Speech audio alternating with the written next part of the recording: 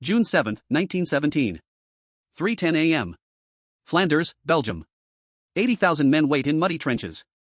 The bombardment that had been hammering German lines for 17 straight days fell silent abruptly 20 minutes ago. The sudden silence is more deafening than the previous roar. The Germans on Messines Ridge, less than half a kilometer away, know the attack will come at dawn. They wait, terrified, in their deep shelters. But the Germans don't know one thing. Something that took 18 months to prepare. Something unprecedented in the history of warfare. 24 to 38 meters below the surface, directly beneath their fortified positions, 455 tons of aminal explosive weight in 19 giant mine chambers, spread across 17 kilometers of front. 19 British, Australian, Canadian and New Zealand firing officers watch the final seconds on their synchronized watches. Hands tremble over electric detonators. Sweat drips despite the pre-dawn cold. 3 hours, 9 minutes and 50 seconds. 55. 56. 57. 58. 59. 3 hours and 10 minutes. 19 hands press 19 buttons simultaneously. For a millisecond, nothing happens. Then the earth literally explodes. 19 volcanic eruptions detonate along Messines Ridge. Columns of earth, pulverized concrete, uprooted trees, military equipment and human bodies are hurled 300 meters into the air, higher than a 90-story building. The columns of debris and smoke rise to 900 meters in height, visible from 50 kilometers away. The shockwave travels through the ground like a magnitude 5.0 earthquake. Soldiers 900 meters away are knocked down. In Ypres, 10 kilometers distant, buildings shake violently and bricks fall. In Lille, 24 kilometers behind German lines, the garrison feels the ground tremble. In London, 220 kilometers north across the English Channel, some report feeling a tremor. In Dublin, Ireland, 700 kilometers away, the thunder is clearly heard. Seismographs in Switzerland register the event. It is the largest man-made explosion in history, a record that will stand until the Trinity atomic bomb test in 1945. 500 to 1,000 German soldiers disappear instantly, vaporized or buried so deeply they will never be found. Thousands more are knocked unconscious, deafened or driven insane. Entire trenches simply cease to exist, replaced by craters 76 meters in diameter and 12 meters deep. And then, 10 seconds after the explosions, 2,266 British guns open fire simultaneously. The largest artillery barrage ever assembled by the British Empire transforms the ridge into a hell of fire and steel. 80,000 men leap from their trenches and advance through no man's land toward the pulverized German positions. The Battle of Messines has begun. And in the next 72 hours, it will change the course of World War I. Welcome to the definitive documentary on the 1917 Battle of Messines, one of the most complete and ingenious victories of World War I, and yet one of the least known. In the next 60 minutes, you'll discover the complete story of this extraordinary battle. Not simplified versions. Not superficial summaries. The real story, detailed, minute by minute, based on soldiers' diaries, official reports, survivor testimonies, and meticulous historical research. You'll discover how General Herbert Plumer, nicknamed Daddy Plumer by his troops, planned for 18 months the most ambitious mining operation in military history. How British, Canadian, Australian, and New Zealand tunnelers dug 21 giant tunnels through hard clay at 30 meters depth, in absolute silence, always listening for German counter-tunnelers who could blow them up at any moment. You'll witness the battle hour by hour. The apocalyptic explosions at 3:10 in the morning. The initial advance through no man's land under the protection of a perfectly timed creeping barrage. The brutal house-to-house fighting for the fortified villages of Messines and Whitsheet. The historically significant moment when Irish Catholics and Protestants on the brink of civil war in their homeland fought side by side as brothers in arms. You'll learn about the men who fought. Not just generals, but ordinary soldiers. Private George Bollinger, a New Zealander who kept a detailed diary even while gravely wounded. Major William Redmond, son of the Irish nationalist leader, who died at Whitsheet and was buried with honor guards of both Protestants and Catholics. Engineer General John Monash, an Australian Jew who would become one of the war's greatest commanders. You'll understand the technology and tactics. How the creeping barrage worked. Why aminal was chosen instead of dynamite. How the British Lee Enfield compared to the German Mauser. What made the Vickers machine gun so lethal? How Mark IV tanks were used and why so many broke down. You'll discover what happened afterward. How General Haig committed one of the war's greatest strategic mistakes by not continuing immediately after the victory. How the 6-week delay gave the Germans time to prepare, transforming the next offensive, Passchendaele, into a mud nightmare that cost 300,000 casualties for an 8-kilometer advance. And you'll learn extraordinary facts. The Spanbro-Eckmühlen crater, today known as the Pool of Peace, a perfectly tranquil circular lake, but 12 meters deep and containing the bodies of 300 to 500 German soldiers who were never recovered. The mine that didn't explode in 1917 and detonated accidentally during a storm in 1955, 38 years later, killing a cow. The story of the only captured German field gun now on display in Melbourne, Australia, trophy of Monash's 3rd Australian Division. This is the Battle of Messines. An overwhelming victory built on 18 months of meticulous planning, bold technological innovation, extraordinary courage from ordinary men, and the largest explosion humanity had ever created. A battle that proved victories were possible on the Western Front if you were willing to wait, plan every detail, and execute perfectly. But also a battle whose success was wasted, whose lessons were forgotten weeks later in the mud of Passchendaele, whose veterans returned to find that the world they left had changed irreversibly. Let's begin. To understand why Messines mattered, you need to understand the world in June 1917. World War I, which everyone thought would end by Christmas 1914, was entering its third catastrophic year. 700 kilometers of trenches cut across Europe from the English Channel to the Swiss border. Millions had already died. Ancient empires trembled.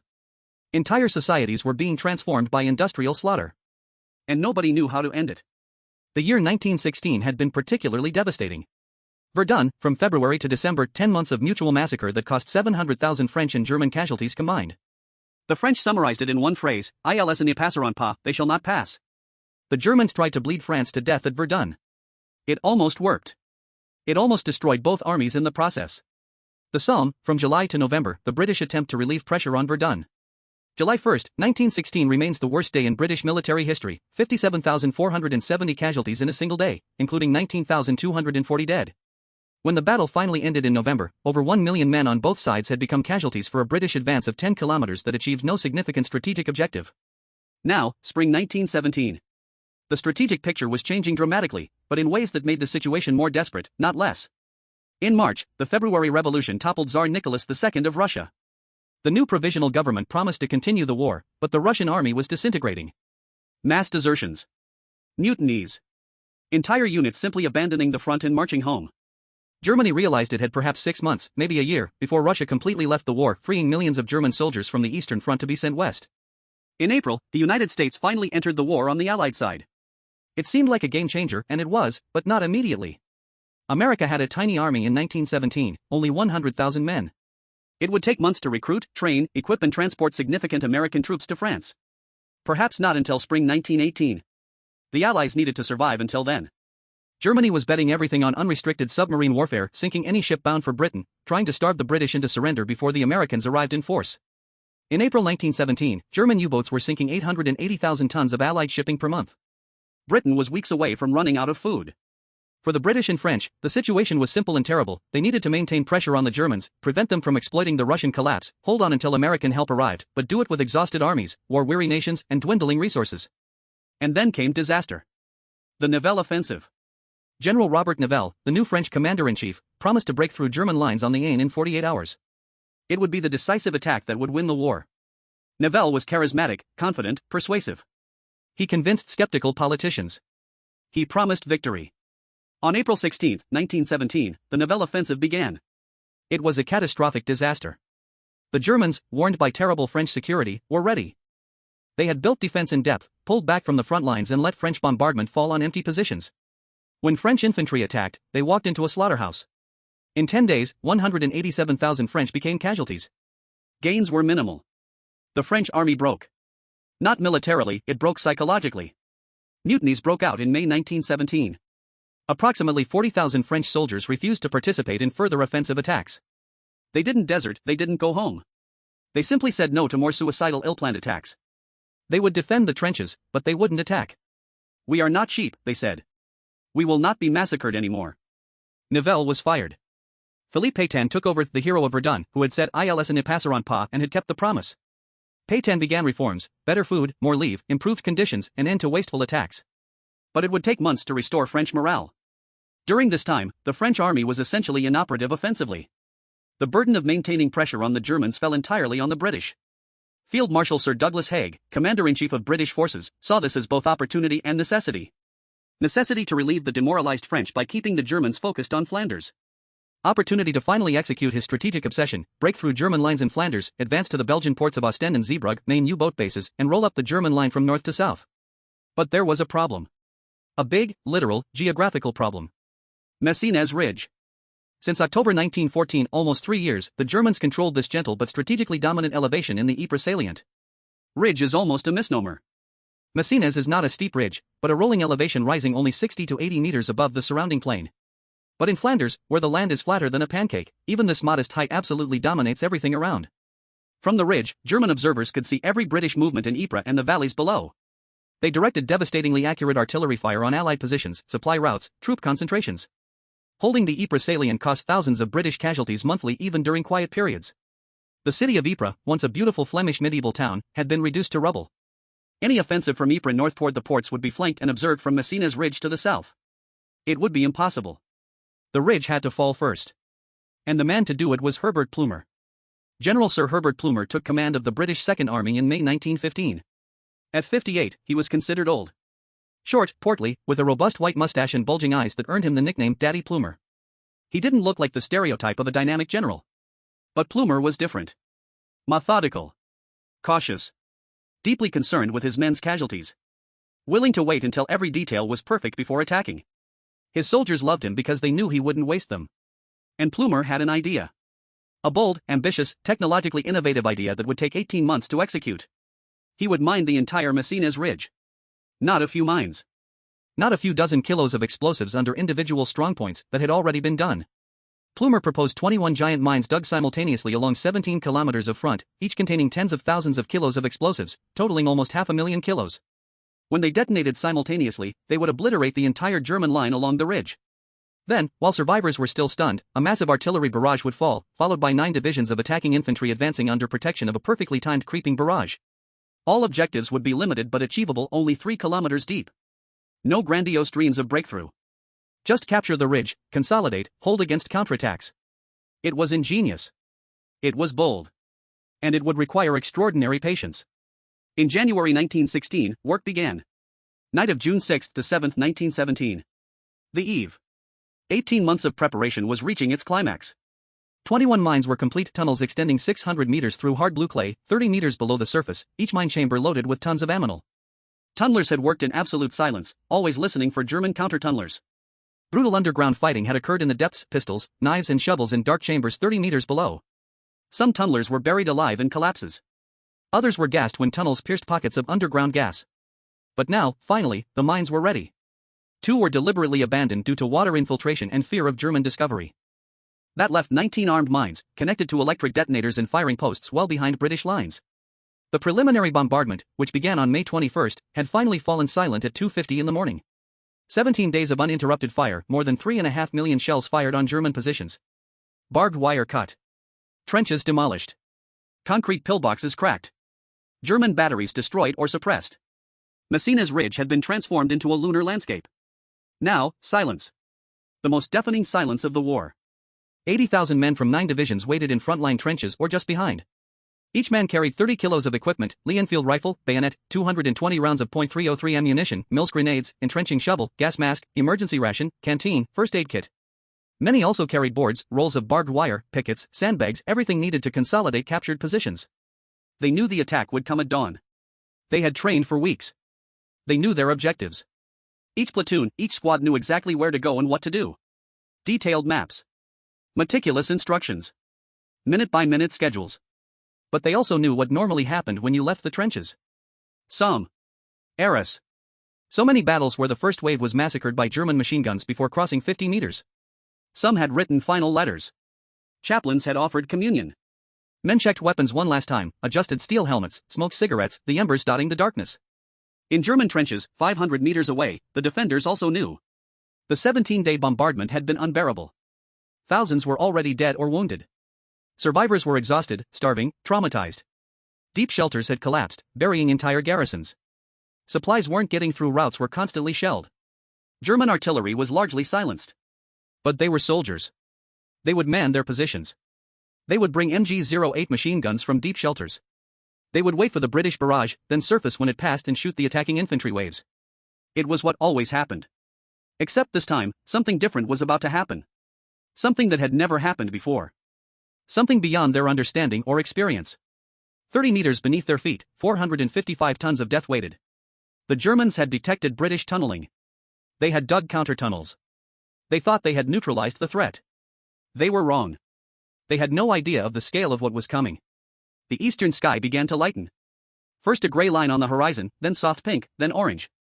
The sun was rising. It would be a beautiful day, partly cloudy sky, mild temperature, light winds. Perfect conditions for a battle. 3 hours and 5 minutes. Firing officers checked electrical connections one last time. In the trenches, subaltern officers held whistles, ready to give the signal. Sergeants murmured final encouragements to their squads. Men tightened helmets, checked bayonets, took deep breaths. 3 hours and 8 minutes. 60 seconds. The world held its breath. 3 hours and 9 minutes.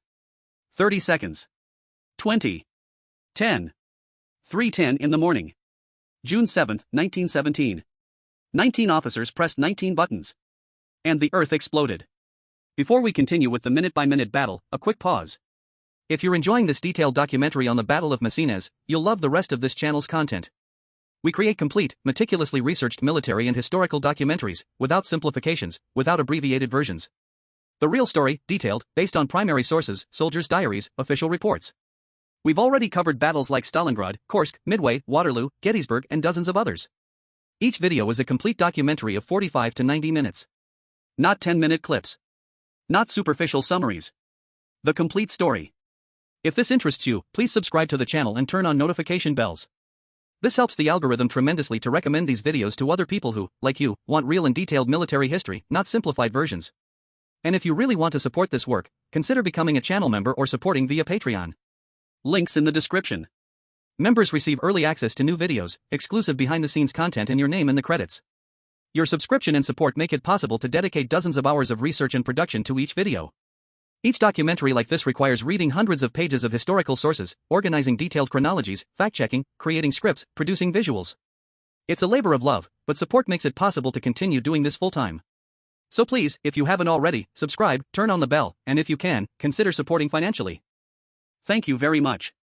It means a lot. Now, let's return to Flanders, June 7, 1917, 3:10 in the morning. The mines have just detonated. And hell is unleashing. The electrical current raced through buried cables, some over 600 meters long, descending through vertical shafts to the mine chambers 24 to 38 meters below the surface. In milliseconds, it reached detonators submerged in 455 tons of ammonal. Ammonal is a potent mixture of ammonium nitrate, TNT, and aluminum powder. It detonates at a velocity of 4,400 meters per second, creating a supersonic shockwave.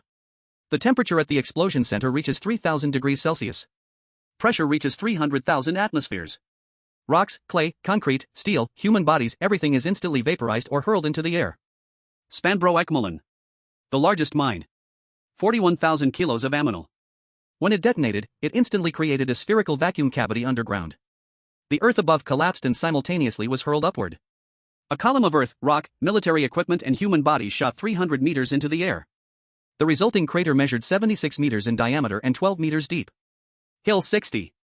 2 mines here, 24,000 kilos under Hill 60, 21,000 under nearby Caterpillar crater. Together, they completely obliterated what had been a heavily fortified German position. The combined crater measured 79 meters wide and 18 meters deep. 500 to 1,000 German soldiers disappeared instantly. Saint Eloi. The largest individual charge, 43,400 kilos. Witnesses 15 kilometers away described it as a mountain rising into the sky. The debris column contained huge pieces of concrete bunkers. One section weighing several tons was found 200 meters from the detonation point. 19 eruptions along 17 kilometers. Simultaneous. Apocalyptic. The shockwave traveled through the ground. British soldiers 900 meters away were knocked down. Some suffered internal bleeding from shockwave trauma. In Ypres, 10 kilometers distant, buildings shook. Bricks fell. Windows shattered. In Lille, 24 kilometers behind German lines, the garrison felt buildings tremble. In Dunkirk, 48 kilometers north, sailors on ships felt hulls shake. The sound was beyond description. Not a single bang, but a rapid series of thunderclaps merging into a prolonged roar lasting 10 to 15 seconds. War correspondent Philip Gibbs wrote, "The earth beneath our feet shook and rocked like a ship at sea. Deafening thunder struck our eardrums." London, 220 kilometers north. Some reported hearing a distant rumble. Dublin, Ireland, 700 kilometers. Multiple reliable reports of distant thunder at 3:10. Paris, 250 kilometers. French General Staff recorded distant explosions. Seismographs in Switzerland registered the event. It was the largest man-made explosion up to that point in history. For German defenders directly over or near the mines, the experience was beyond comprehension. Private Wilhelm Lang, 117th Infantry Regiment, captured near Witsheet. The earth opened like the jaws of hell. My best friend Dietrich was beside me 1 second, the next, he had disappeared, not killed, disappeared, as if he had never existed. Everything was darkness, falling earth, screams. I thought Judgment Day had come. Unteroffizier Hans Schmidt, 3rd Bavarian Regiment, I was in a deep shelter, 8 meters down, behind the front line. The explosion collapsed the entrance. Total darkness. The air full of dust, we couldn't breathe. Men screaming, some praying, some already driven mad. It took us 45 minutes to dig our way out. When we emerged, the world had been transformed into a lunar landscape. Our front line had simply disappeared. 500 to 1,000 killed instantly in the explosions. Another 5 to 10,000 within 500 meters knocked out, deafened, traumatized. Hundreds would never recover mentally, they would spend the rest of the war, in some cases entire lives, in military psychiatric hospitals. 10 seconds after the explosions, 2,266 British guns fired simultaneously. The creeping barrage began. A moving wall of shell burst 640 meters deep, advancing 90 meters every 4 minutes, time to stay 45 to 90 meters ahead of the attacking infantry. Simultaneously, heavy howitzers laid down a standing barrage 640 meters beyond the creeping barrage, targeting strongpoints, reserves, artillery. The moment the explosions reached their peak, whistles sounded along 17 kilometers of British and Anzac trenches. 80,000 men climbed trench ladders and advanced. Northern Sector. 3rd Australian Division under Major General John Monash. Monash, a civil engineer from Melbourne, son of Prussian Jewish immigrants, had planned meticulously. His orders were 36 pages of details. Minute-by-minute schedules. Maps for each platoon. Field Marshal Haig, inspecting the plans, declared, "I have never seen more complete documents." The Australians advanced with 2 brigades in front, 9th Brigade on the left, 10th on the right, 4th in reserve. They crossed still smoking terrain, passing giant craters still spewing debris. They encountered minimal resistance initially. German defenders in the front line had been obliterated or were too stunned to fight. Surviving Germans emerged from shelters with hands raised, many crying, some embracing captors in gratitude for being alive. Private Albert Facey, 11th Battalion, 3rd Australian Division, "The barrage was ahead of us, moving steady. All we had to do was follow it. We passed the first German trench. It wasn't a trench anymore, just a ditch full of craters. Bodies half buried. But few live Germans. One German popped up from a hole at my feet, screaming 'Kamerad! Kamerad!' Nearly shot him from fright, but my sergeant yelled 'Leave him, forward!' The first German positions were overrun in minutes. The Australians advanced, staying 45 meters behind the creeping barrage. Timing was critical. Too close meant dying from your own bombardment, too far back gave Germans time to reorganize. Central Sector. New Zealand Division under Major General Sir Andrew Russell. They attacked over Hill 63 toward the village of Messines. 2 brigades, 1st New Zealand Brigade, 2nd New Zealand Brigade. They crossed the dry bed of the Steenbeek Stream and took the German front line easily. Resistance increased as they reached deeper defenses around Messines. The village of Messines, before the war a prosperous farming community, was now a lunar landscape of rubble. 5 concrete pillboxes among the ruins. Each cellar converted into a bunker. The New Zealanders fought house to house, crater to crater. Private George Bollinger, 2nd Otago Battalion, kept a detailed diary. Entry for June 7, 3:10, the mines explode. Never seen anything like it. Like volcanoes. The whole ridge seemed to lift.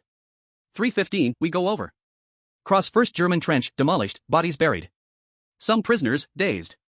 4:30, reach Messines ruins. This is where it gets tough. Fritz is fighting from every hole.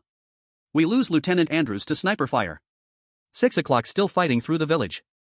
Messines required 5 hours of brutal clearing. Stokes trench mortars bombarded positions. Assault teams, 1 sergeant and 4 to 5 men with grenades and bayonets, cleared each position. Portable flamethrowers eliminated stubborn bunkers. Sergeant Richard Travis, 1st Auckland Battalion, won the Distinguished Conduct Medal. Citation, near Messines Church, his company was held up by machine gun fire from a concrete pillbox. Sergeant Travis gathered 3 men, circled the position and threw grenades through the firing aperture. He entered the pillbox and captured 5 surviving Germans. The church bunker was the last point of resistance. Major Otto Freiherr von Bülow, commanding Messines defense, established his command post here. At 11:15, New Zealand engineers placed demolition charges.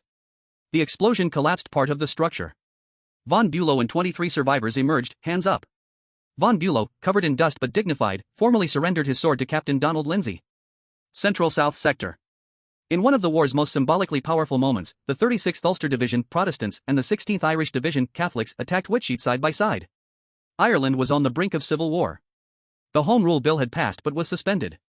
Ulstermen swore to resist incorporation into a united Ireland. Irish nationalists demanded independence. The Easter Rising of 1916 in Dublin had been suppressed by British troops while Irishmen fought in Flanders. But at Whitsheet, on June 7, 1917, Protestants and Catholics attacked shoulder to shoulder. Major William Redmond, 16th Irish Division, son of John Redmond, leader of the Irish Parliamentary Party, was 56 years old, too old to serve, but had enlisted to set an example. He led his men into the attack at 3:10. He reached captured German positions and was organizing consolidation when German shelling struck at 7:30. Shrapnel hit him in the leg and abdomen. Gravely wounded, he was carried back, but died at 11. Crucially, the medical officer who tried to save him was Captain Nicholas Bligh, a Protestant from the 36th Ulster Division. Bligh crossed from his sector to treat Redmond, staying with him until he died. Redmond was buried with full military honors with honor guards from both divisions, Protestants and Catholics side by side. Whitsheet had to be taken house by house, bunker by bunker.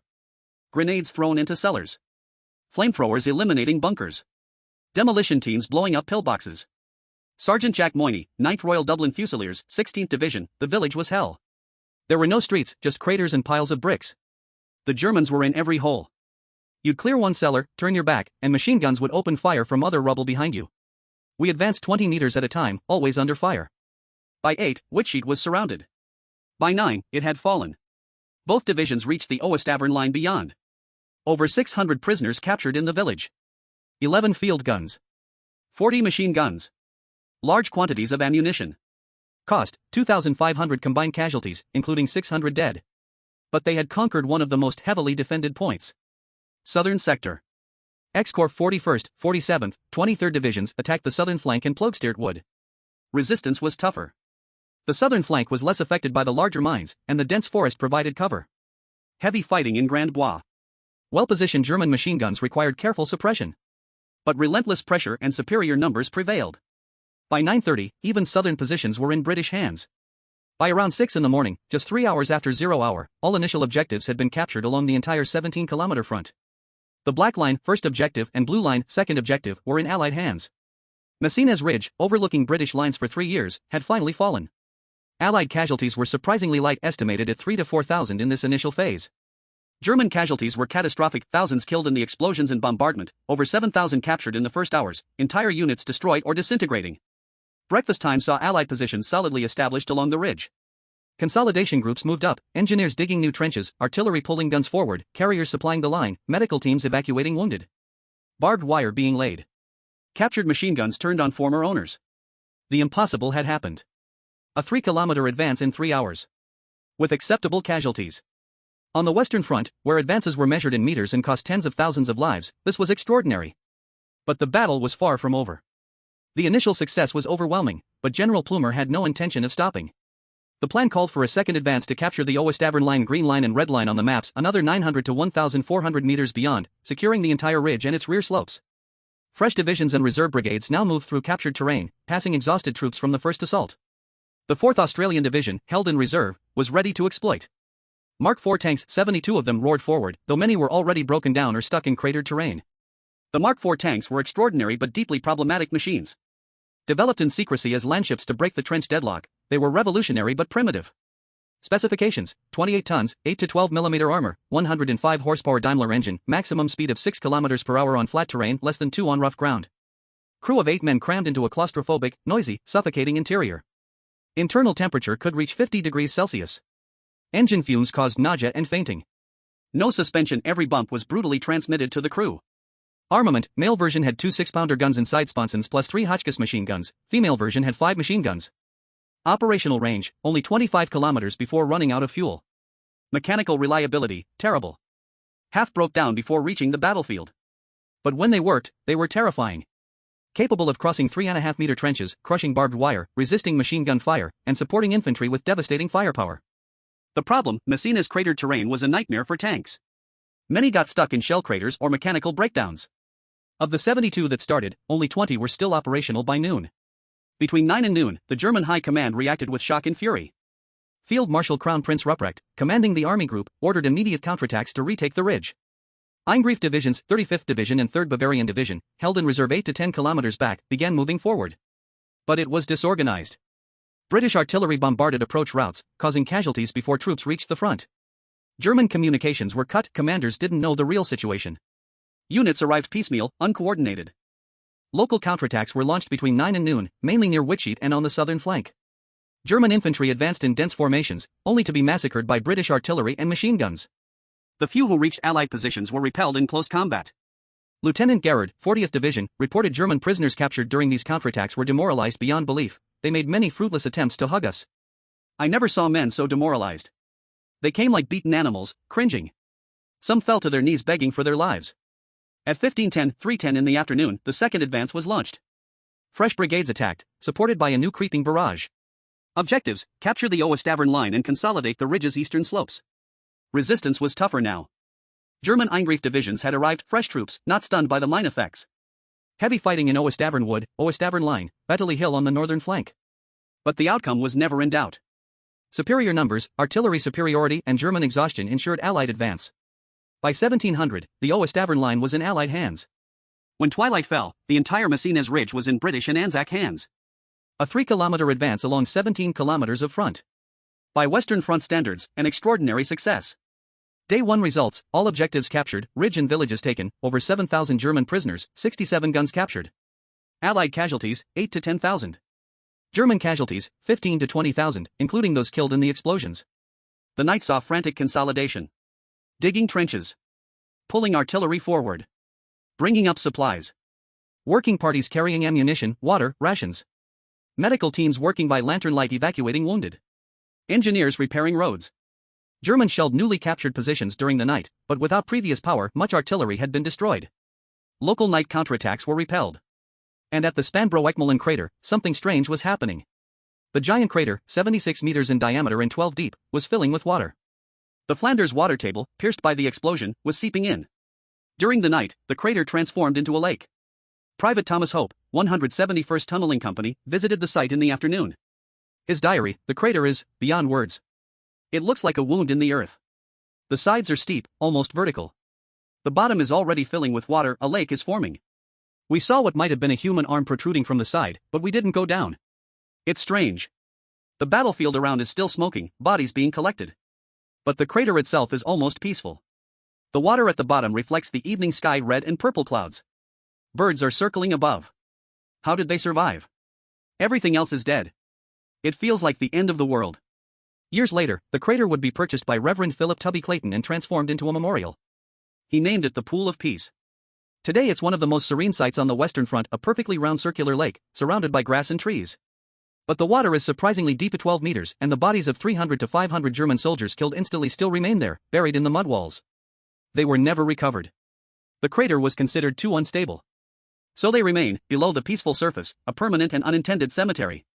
As exhausted soldiers dug trenches under starlight, German commanders 10 kilometers back planned desperately. Ruprecht ordered his largest counterattack for the morning of June 8. 4 divisions would be committed, elements of the 35th, 3rd Bavarian, 40th and 2nd Divisions would attack newly captured Allied positions in a coordinated effort to retake the ridge. The Germans knew they had to act quickly. Every passing hour allowed the British to consolidate more strongly. Trenches being dug. Barbed wire being laid. Machine guns positioned. Artillery pulled forward. If they waited too long, the positions would be impregnable. But organizing a coordinated counterattack in the confusion and chaos was almost impossible. Approach routes were being constantly shelled. Units arrived disorganized. Morale was terrible, soldiers who had experienced the mine explosions didn't want to counterattack. Officers forced reluctant men forward with threats, in some cases drawn pistols. The night passed slowly. Men on both sides tried to sleep in muddy trenches. Impossible. Sporadic shelling. Cries of wounded. Stretcher teams searching for survivors. Burial parties working by lantern light. And then dawn broke. June 8. 24 hours after the explosions. The Germans were ready for their largest counterattack. It would be a massacre. 3 in the morning, June 8. Exactly 24 hours after the mine explosions. Surviving German artillery opened fire. But compared to previous bombardments, it was weak. 70% of German guns had been destroyed or run out of ammunition during the 17-day British preliminary bombardment and relentless counter-battery fire. The bombardment lasted 30 minutes, including gas shells. Then, at 3:30, German infantry advanced from positions 3 to 5 kilometers behind the Lost Ridge. But British aerial observers had warned hours earlier about German troop concentrations. British artillery commanders planned counter-barrages, pre-planned barrages designed to hit German forming up areas and approach routes. When the Germans attacked, they met hellfire. Artillery. Hundreds of British guns launched barrages along known German approach routes. Attacking waves were caught in rolling bursts of shrapnel shells, each shell releasing hundreds of metal balls cutting down men like scythes. Casualties were catastrophic. Machine guns. British and Anzac machine gun positions had been carefully sighted during the night. Vickers machine guns, each capable of firing 500 rounds per minute, cut down German ranks. The Vickers was extraordinarily reliable. One famous Vickers fired continuously for 7 days during a demonstration operation, firing 1 million rounds without malfunction. Water cooling meant it could fire indefinitely as long as water and ammunition were supplied. Lewis guns, lighter and more mobile, were positioned in shell craters along the line, providing flanking fire. The Lewis gun revolutionized infantry warfare. Its relative mobility allowed platoons to have organic machine gun firepower. Each British battalion had 16 Lewis guns by 1917. Tanks. Approximately 20 Mark IV tanks were still operational. Positioned in hull-down positions behind British lines, they used their 8mm Hotchkiss guns to fire on attacking German formations. Aviation. British and French fighter aircraft flew ground attack missions, machine gunning German columns. Pilots reported lines of troops being erased by aerial machine gun bursts. Lieutenant Karl Eisner, 3rd Bavarian Division, survived the counterattack and was captured later. British interrogation preserved in archives, it was slaughter. We advanced at 3:30 in platoon formations. Immediately British shells fell among us. Men were thrown in the air, torn apart. We continued because orders were orders. When we got to 200 meters from British positions, machine guns opened fire. It was like rain bullets everywhere. My platoon had 45 men, in 2 minutes, maybe 15 were still standing. We fell back to a crater. Then aircraft came, low, shooting. We had nowhere to go. Interrogator asked about morale, bad. Nobody wanted to attack. The explosions yesterday, men are frightened. They say the entire earth could explode at any moment. Some refused to advance, officers threatened them. The German counterattack continued through the morning. Wave after wave of German infantry advanced. Wave after wave was massacred. At some local points, German troops reached British lines, leading to brutal hand-to-hand fighting in craters and trenches. Hand-to-hand combat in World War I was terrifying. Bayonets, British Lee Enfield with 43cm pattern 1907 bayonet, German Mauser with 50cm S9805 bayonet. But often nobody waited to fight with bayonets. Close-range combat was point-blank shooting, grenades thrown into trenches, clubbing with rifle butts, stabbing with trench knives. British Mills grenades, fragmentation projectiles with 4 to 7 second time fuses. Pull the pin, release the lever, throw, duck. Explosion releasing cast iron fragments. German steel hand grenade, stick grenades, explosive cylinder on wooden handle, allowing longer throwing. More stable than Mills but less fragmentation. But all German penetrations were eliminated in counterattacks within hours. British and Anzac reserve platoons, kept in support trenches, moved quickly to seal breaches. Lewis guns were dragged into flanking positions. Stokes trench mortars bombarded captured German positions with high explosive shells. By 10 in the morning, the counterattack had failed completely. Virtually no gains were made. German estimates placed German casualties on June 8 at about 4 to 5,000, adding to the 20,000 plus from June 7. At 12, Ruprecht cancelled further offensives. Messines Ridge was lost. Instead, he ordered withdrawal to defensive positions 3 to 5 kilometers east, the withdrawal he had proposed making before the battle, but now after losing 25,000 men. Ruprecht and his chief of staff, Hermann von Kohl, had actually proposed in April withdrawing from Messines Ridge to the Warneton line before the British attack. This would have rendered Plumer's mines useless. But local divisional commanders objected vehemently. They argued that countermining had neutralized the British underground threat. They were wrong. That withdrawing would look like weakness and hurt morale. That the ridge had too much observation value to abandon. Ruprecht yielded to his subordinates, a decision he would regret. After the mine explosions, he was said to have commented bitterly, I knew we should have pulled back. Now, after 2 days of slaughter, he was finally doing what he should have done months earlier. But 25,000 men had died, been wounded, or captured in the process. The battle was essentially over. Following days would see consolidation, limited local attacks, line adjustments. But major offensive operations had ceased. Messines was securely in Allied hands. It was an overwhelming victory. But at what cost? And for what? June 8 to 14th. The following days saw methodical consolidation of Allied gains. June 8, afternoon. Limited attacks captured remaining German positions around Damstrasse and Wambeek Farm. Engineers advanced field guns to new positions, allowing greater range. Roads were repaired to allow tank and supply movement. June 9. The New Zealand Division, having suffered 3,700 casualties, 700 fatal, was withdrawn and replaced by fresh troops. Local attacks expanded the salient around Messines. German artillery continued bombardment, but with reduced effectiveness due to losses. June 10. Last pockets of German resistance eliminated. Front line stabilized along the Oost-Avern line. Construction of permanent defensive positions began. June 10 to 14. End of battle. With all objectives captured and the ridge secure, the Battle of Messines transitioned to consolidation. Offensive operations practically ceased. Remaining days saw consolidation of captured positions into a permanent defensive system, withdrawal of exhausted divisions and replacement by fresh units, small line adjustments through patrol attacks, preparation for the next phase, 3rd Battle of Ypres, Passchendaele, scheduled for July. June 14. The Battle of Messines was officially concluded. Plumer's Second Army had achieved one of the war's most complete victories. Final achievements: Messines Ridge completely captured. 3,000-meter advance along 17 kilometers of front. All key villages captured, Messines, Whitsheet. Ypres salient straightened and southern flank secured. Germans pushed out of dominating observation positions. Final costs. Allied casualties, 17 to 25,000, numbers vary. British in Anzac, approximately 17,000. 3rd Australian Division, 4,122 casualties. New Zealand Division, 3,700 casualties. 60th and 36th Irish and Ulster Divisions, 2,500 combined. German casualties, 22,988 to 25,000. Killed, 10 to 10,500. Wounded, 10 to 12,000. Prisoners, 7,354 to 7,548. Material captured, 67 guns, hundreds of machine guns, large quantities of ammunition and equipment. Immediate significance, first time on the Western Front that defender casualties exceeded attackers, 25,000 versus 17,000, reversing the bloody pattern of trench warfare. Demonstrated that with meticulous planning, overwhelming artillery superiority, tactical innovation, the mines and careful execution, successful attacks were possible. German reaction. Crown Prince Ruprecht, realizing the ridge couldn't be retaken, ordered on June 10 withdrawal to stronger defensive positions 3 to 5 kilometers east. The Germans had lost one of their most valuable positions in the salient, and morale suffered severely. British intelligence reports noted a marked drop in morale of captured prisoners. German soldiers spoke openly about the psychological impact of the mine explosions and relentless artillery destruction. Impact at home. News of Messines' victory reached Britain by telegraph on June 8. Newspapers published headlines celebrating capture of the ridge. It was welcome news after disappointments at Arras and the Somme. The war-weary British public, tired of war and endless casualties, celebrated a genuine victory. In New Zealand, news arrived on June 9 due to time difference. Newspapers published celebratory headlines. But in following weeks, casualty lists filled pages, column after column of dead, wounded, missing. Almost every town in New Zealand lost men at Messines. Initial joy was replaced by mourning. In Australia, similar. Celebration of Monash's 3rd Division victory. But 4,122 Australian casualties meant mourning in communities across the continent.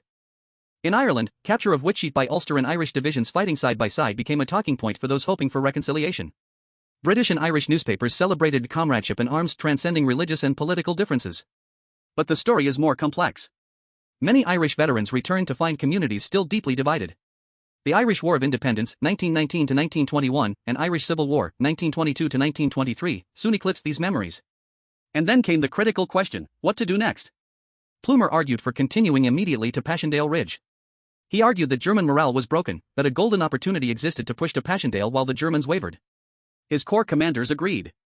The victory had created momentum. Troops were confident. Germans were disorganized. Haig disagreed. He opted to stick to the original schedule and launched the main offensive in late July, 6 weeks later. He wanted time to bring up more divisions, accumulate more ammunition, prepare more meticulously. This 6-week delay gave the Germans critical time to reinforce defenses, bring up fresh reserves, prepare. When the Third Battle of Ypres began on July 31, the Germans were ready. And torrential rains transformed the offensive into the mud nightmare of Passchendaele, costing 300,000 Allied casualties for an 8-kilometer advance that achieved no strategic objective. Many historians argue that Haig's decision not to continue immediately after Messines was one of the war's greatest strategic mistakes. The window of opportunity created by Plumer's brilliant victory was wasted. General Plumer, on June 14, walked the captured ridge, visiting positions and talking with soldiers.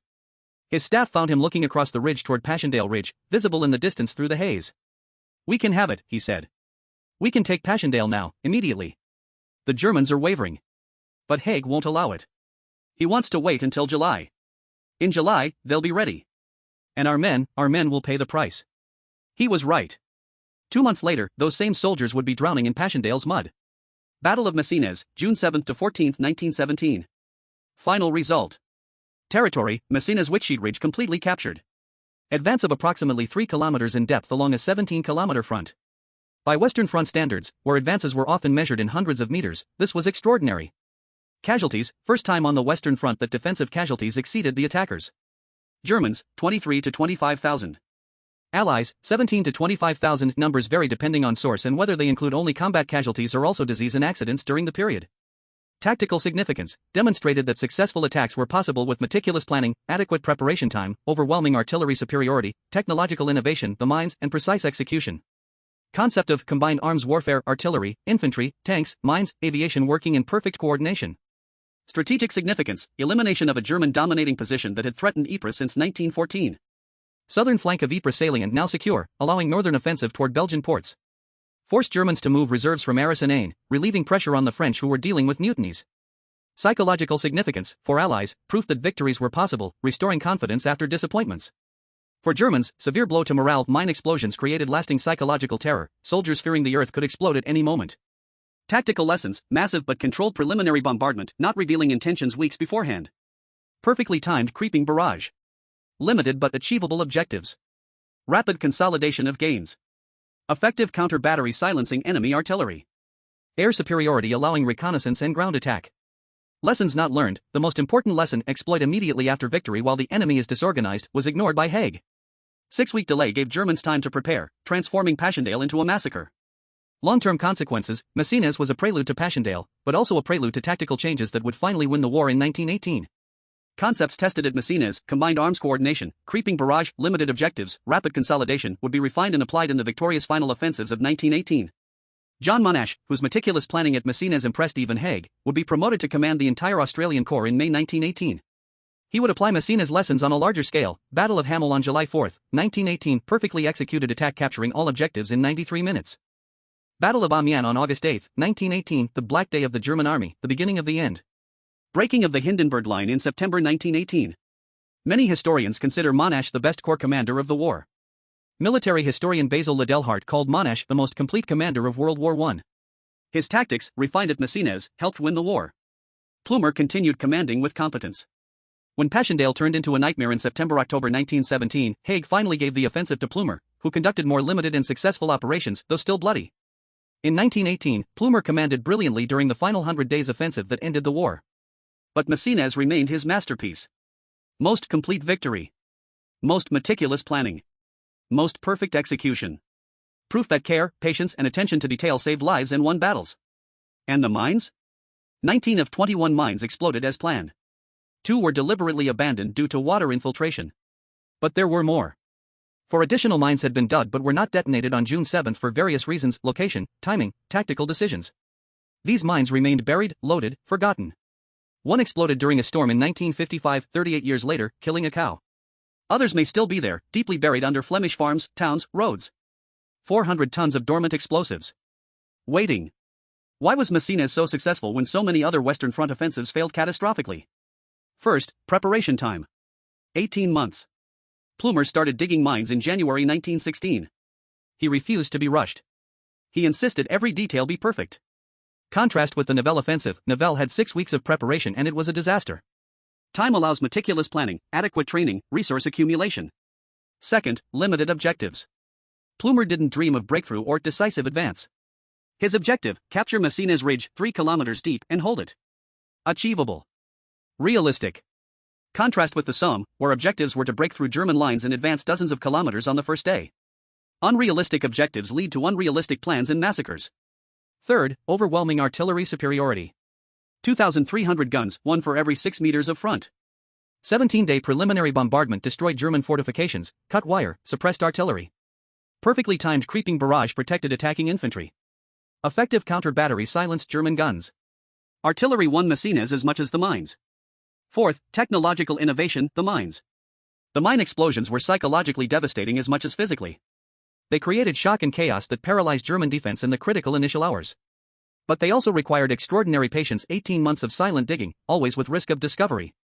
Fifth, combined arms coordination. Artillery, infantry, engineers, tanks, aviation, all working together according to the master plan. Each element supporting the others.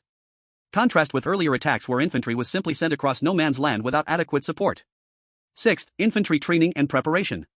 Each division trained intensively for weeks. Rear areas transformed into ridge replicas using aerial photographs. Troops practiced the attack repeatedly. Each man knew exactly where to go and what to do. Subaltern officers and sergeants received detailed maps and specific objectives. Low-level initiative was encouraged. Seventh, intelligence and reconnaissance. Allied air superiority was almost total at this time. Aerial photographs mapped every German position. Aerial observers directed artillery fire. Prisoner interrogations provided information on German morale and dispositions. Flash spotting and sound ranging located German batteries for counter-battery fire. Eighth, leadership. Plumer, Monash, Russell, commanders who cared about their men, planned meticulously, executed with precision. Contrast with commanders like Nivelle who promised miracles and delivered disasters. But there was also luck. Weather was favorable. June 1917 was relatively dry. Contrast with autumn 1917 during Passchendaele, when torrential rains transformed Flanders into a sea of mud. Germans were partially demoralized and ill-prepared. If they had withdrawn from the ridge before the attack, as Ruprecht proposed, the mines would have been useless. And there were errors. Many tanks broke down, terrible mechanical reliability. Communications during battle were problematic, field telephones cut by bombardment, runners killed, visual signals obscured by smoke. Consolidation was slow in some sectors, allowing German counterattacks. Coordination between divisions was sometimes irregular. But compared to disasters like the Somme or Nivelle offensive, Messines was a masterpiece of planning and execution. So why weren't Messines' lessons applied immediately? Why was Passchendaele, 6 weeks later, a disaster? Partly because Haig, not Plumer, commanded Passchendaele. Haig maintained obsession with decisive breakthrough and overly ambitious objectives. Partly because weather-turned torrential rains transformed Flanders into a swamp, making Messines' tactics impossible. Partly because the Germans learned and adapted their defenses. But mainly because the most important lesson, exploit immediately after victory, was ignored. The window of opportunity after Messines was wasted by the 6-week delay. When the Third Battle of Ypres finally began on July 31, the Germans were ready and the weather was catastrophic. Ironically, Messines' lessons were finally applied in 1918. The final Allied offensives Amiens, breaking the Hindenburg Line, 100 Days Offensive used Messines' tactics, limited objectives, creeping barrages, combined arms coordination, artillery superiority, rapid exploitation. These offensives, not Passchendaele, finally won the war. Messines proved victories were possible. But they required patience, planning, resources, and competent leadership. No shortcuts. No miracles. Just hard work, meticulousness, and care for soldiers' lives. The Battle of Messines left a fascinating legacy of stories, curiosities, and memories that persist more than 100 years later. Pool of Peace. The Spanbroek-Ekmalen crater, largest of the mine craters, today is one of the most serene and beautiful memorials of World War I, purchased in 1929 by Reverend Philip Tubby Clayton, British Army chaplain who founded Talbot House, famous soldiers' club in Poperinghe, and transformed into a memorial. Named Pool of Peace. Today, a perfectly round circular lake, 76 meters in diameter, surrounded by green grass and trees. Memorial plaques surround it. Tourists come to see, take photos, reflect. It seems peaceful, serene, almost idyllic. But the water is deep, 12 meters. And in the mud walls of the crater, buried, are the bodies of 300 to 500 German soldiers killed instantly in the explosion of June 7, 1917. They were never recovered. The crater was considered too unstable.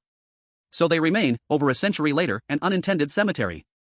Occasionally, during severe droughts when the water level drops, pieces of military equipment appear on the edges, rusted helmets, rifle pieces, buttons. Reminders that this beautiful place was the scene of violent death. The mine that exploded in 1955. 21 mines were dug. 19 exploded on June 7, 1917. 2 were deliberately abandoned. But there were also additional mines dug at different times, some not detonated for tactical or technical reasons. On July 17, 1955, 38 years after the battle, a violent storm hit Flanders. Lightning, torrential rain. A farmer near the village of Ploegsteert heard a muffled explosion. He went to investigate and found a new crater 6 meters wide in the middle of his field. And a dead cow. Investigation revealed that one of the unfired mines, Peckham location, loaded with 22,000 pounds of ammonal, had finally exploded. Theory: the storm caused water infiltration that reached deteriorated explosives, or lightning somehow detonated the charge. Nobody knows for sure. Estimates vary, but possibly 2 to 4 mines are still buried under modern Flanders. Approximately 80 to 100,000 kilos of explosives, deeply buried, aging, potentially unstable. Belgian authorities know approximate locations. Areas are monitored. Construction is restricted. But the mines remain, too deep and dangerous to be removed. It means that any day, another mine could explode. Unlikely, but possible. Messines still isn't completely over. Irish at Messines. Capture of Whitsheet by the 36th Ulster Division and 16th Irish Division fighting side by side became a symbolically important moment, especially after the Good Friday Agreement in 1998 that ended the Troubles in Northern Ireland. On November 11, 1998, President of Ireland Mary McAleese and Queen Elizabeth II inaugurated the Island of Ireland Peace Park at Messines, memorial honoring all Irish killed in World War I, regardless of whether they were Unionists or Nationalists, Protestants or Catholics. The memorial consists of a round peace tower, reference to ancient Irish round towers made of Irish stone. Plaques list battles where Irish fought. Gardens surround the tower. It's a place of reconciliation, acknowledging that Irish from both sides of the political divide fought and died together. Every year, on June 7, a memorial ceremony is held. Representatives from Ireland and Northern Ireland, veterans, families of the dead, officials. Flags of the Republic of Ireland and United Kingdom are raised side by side. Prayers are offered in English and Irish. It's a moment to remember shared sacrifices transcending political divisions. John Monash. The Australian engineer general whose meticulous planning at Messines impressed even critics became one of the war's great commanders. Promoted to command the Australian Corps in May 1918, he applied Messines' lessons on a larger scale. Battle of Hamel, July 4, 1918. Perfectly executed attack using refined Messines tactics, all objectives captured in 93 minutes, minimal casualties. For the first time, tanks, infantry, artillery and aviation were coordinated with second-by-second precision. Monash even programmed aircraft to drop ammunition and supplies to advancing infantry aerial resupply, decades before becoming standard. Battle of Amiens, August 8, 1918, the Black Day of the German Army according to Ludendorff. Monash's Australian Corps led a 13-kilometer advance on the first day, capturing 16,000 prisoners. It was the beginning of the end for Germany. Breaking the Hindenburg Line in September 1918, Germany's main defensive position. Monash planned and executed the attack that broke the line, opening the way for the final offensives. Many historians argue that if Monash had been British instead of Australian and not Jewish, he would have been promoted to command an entire army, perhaps multiple armies. But the prejudices of the era limited his advancement. Even so, his impact was immense. He returned to Australia as a national hero. Vice-Chancellor of the University of Melbourne, Chairman of War Commemoration Committees, civic leader. He died in 1931. Monash University in Melbourne is named in his honour, as is the suburb of Monash in Canberra. His face appeared on the Australian $100 note. Messines' legacy in military doctrine. Tactics pioneered at Messines, combined arms coordination, creeping barrage, limited objectives, meticulous planning, became the foundation of modern military doctrine. Modern militaries still study Messines in academies. Not for specific historical details, but for principles, importance of meticulous planning, coordination between different force types, setting achievable objectives, exploiting technological advantages, care for soldiers' lives. The concept of combined arms warfare, all arms working together, tested at Messines became standard. Modern military operations, from World War II to Iraq, use the combined arms coordination that Plumer and Monash pioneered. Memory and forgetting. The irony of Messines, it was one of World War I's most complete victories, but it's one of the least known. Somme, Verdun, Passchendaele, all disasters or prolonged bloody battles are famous. Messines, an actual victory, is forgotten. Partly because it was overshadowed by Passchendaele 6 weeks later. Partly because there was no controversy, it simply worked as planned, so less drama. Partly because historians and the public are more attracted to tragedies than triumphs. But for those who study military history seriously, Messines remains fascinating. Proof that competent leadership, careful planning, and precise execution could achieve victories even in the most difficult conditions of the Western Front. Let's recap this extraordinary story. June 1917. Third catastrophic year of World War I. Russia collapsing. France demoralized with widespread mutinies after the Nivelle offensive disaster. America entering the war but months away from sending significant troops. The burden of maintaining pressure on Germany fell entirely on the British. Field Marshal Haig wanted an Ypres offensive to capture Belgian ports' U-boat bases threatening Atlantic shipping. But Messines Ridge, controlled by Germans since 1914, dominated the Ypres salient from its elevated position. German observers could see every British movement, directing devastating artillery fire. The ridge had to fall first. General Herbert Plumer, commander of the British Second Army, methodical, cautious, deeply concerned with his men, conceived a bold plan. 21 giant mines dug simultaneously along 17 kilometers, totaling almost 500,000 kilos of explosives. They would detonate simultaneously, obliterating the German line. Then massive artillery barrage, followed by 9 divisions of infantry advancing under creeping barrage protection. January 1916 to June 1917, 18 months. British, Canadian, Australian and New Zealand tunnelers dug in absolute silence through hard blue clay, 24 to 38 meters down, always listening for German counter-tunnelers. Brutal underground fighting. Some buried alive. Others gassed. But the work continued. May 21, 1917, preliminary bombardment began. 17 days. 2,300 guns. 3.5 million shells. Wire cut. Trenches demolished. Pillboxes cracked. German artillery suppressed. Night of June 6 to 7, the eve. 80,000 men waited in trenches. 19 mines armed and ready. Bombardment fell silent at 2:50 in the morning. Deafening silence. Germans knowing the attack would come at dawn, but not knowing the horror beneath their feet. 3:10 in the morning, June 7, 1917. 19 officers pressed 19 buttons. 455 tons of ammunition detonated. Largest man-made explosion in history. Sound heard in Dublin. Seismographs in Switzerland registered it. 500 to 1,000 Germans vaporized instantly. Thousands more knocked out, deafened, traumatized. 10 seconds later, 2,266 guns fired. Creeping barrage. 80,000 men advanced. They encountered minimal resistance initially, German defenders obliterated or stunned. First positions taken in minutes. 6 in the morning, 3 hours after 0 hour, all initial objectives captured along 17 kilometers. Messines Ridge in Allied hands. Casualties surprisingly light, 3 to 4,000. 3:10 in the afternoon, second advance. Oestavern line captured. By twilight, the entire ridge was in British and Anzac hands. 3-kilometer advance. By Western Front standards, extraordinary. June 8, German counterattack. 4 German divisions attacked to retake the ridge. They were massacred by artillery, machine guns, tanks, aviation. By 10 in the morning, the counterattack had failed completely. At 12, Crown Prince Ruprecht cancelled further offensives and ordered withdrawal. June 14, battle officially ended. All objectives achieved. Ridge secure. Final costs, Germans 23 to 25,000 casualties. Allies 17 to 25,000. First-time defensive casualties exceeded attackers. Significance, proof that victories were possible with meticulous planning, artillery superiority, technological innovation, combined arms coordination, precise execution. Demonstration of concepts that would finally win the war in 1918. But success was wasted. Haig refused Plumer permission to continue immediately. 6-week delay gave Germans time to prepare. Third Battle of Ypres-Passchendaele began July 31. Germans ready. Torrential rains transformed Flanders into a swamp. Mud nightmare. 300,000 casualties for 8 kilometers. One of the war's greatest strategic mistakes. Legacy, Pool of Peace, Spanbroek-Molen crater, now a serene lake but containing bodies of hundreds of German soldiers never recovered. Mine that exploded in 1955, 38 years later, killing a cow. 2 to 4 mines possibly still buried. Island of Ireland Peace Park, memorial reconciling Irish divisions. John Monash, Australian engineer general whose refined Messines tactics helped win the war in 1918. Tactical lessons that became the foundation of modern military doctrine. Messines proved that competent leadership, patience, meticulous planning and care for soldiers' lives could achieve victories even in the worst conditions. It wasn't a miracle. It was 18 months of hard work. But it worked. Battle of Messines. June 7 to 14, 1917. Over 100 years ago. But the lessons remain relevant. When we study military history, it's easy to focus on numbers, statistics, maps, tactics. But we must remember, each number represents a human life. 17 to 25,000 Allied casualties. 23 to 25,000 German casualties. 40 to 50,000 men killed, wounded, traumatized. 40 to 50,000 families receiving dreaded telegrams.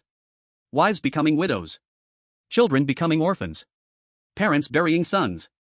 Private George Bollinger, New Zealander, kept a detailed diary even while gravely wounded. He survived the war but carried scars, physical and psychological, for the rest of his life. He returned to the family farm in New Zealand. Married.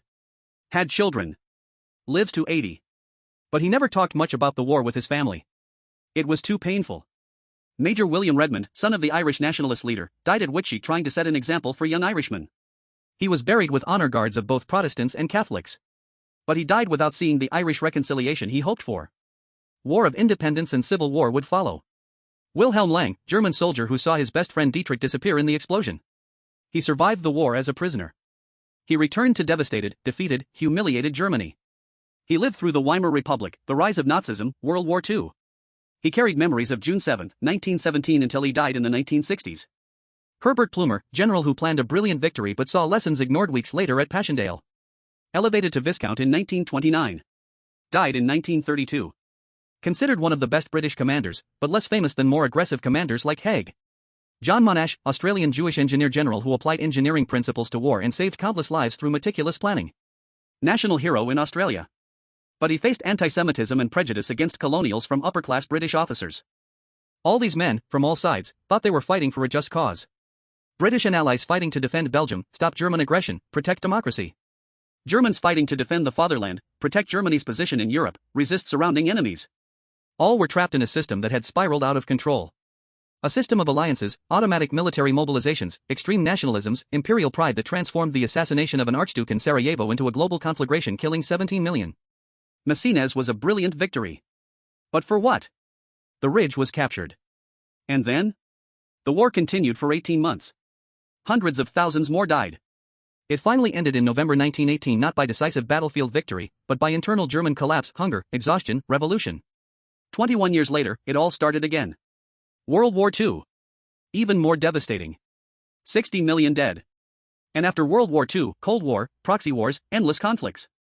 Humanity still hasn't learned to stop killing each other on an industrial scale. But we must study battles like Messines. Not to glorify war. To understand how they happen. To learn lessons about leadership, planning, care for human lives. To honor the memory of those who fought and died. Today, if you visit Messines, you'll find peaceful fields, prosperous farms, rebuilt villages. Pool of Peace, serene lake surrounded by trees. Impeccably maintained war cemeteries with rows of white headstones. Memorials listing thousands of names. Tourists walk the fields where 80,000 men once attacked across no man's land. Children play where machine guns once cut down attacking ranks. Farmers plant where tunnelers once dug 30 meters below. The land healed. The landscape forgot. But we must not. Every June 7th, memorial ceremonies are held at Messines. Veterans, now all dead, have been replaced by their descendants. Wreaths are laid. Last post is played. A minute of silence is observed. We remember not to celebrate war, but to honor those who endured it. To learn from their sacrifices. To ensure we never forget the real cost of war measured not in territory gained or lost, but in human lives destroyed. Battle of Messines.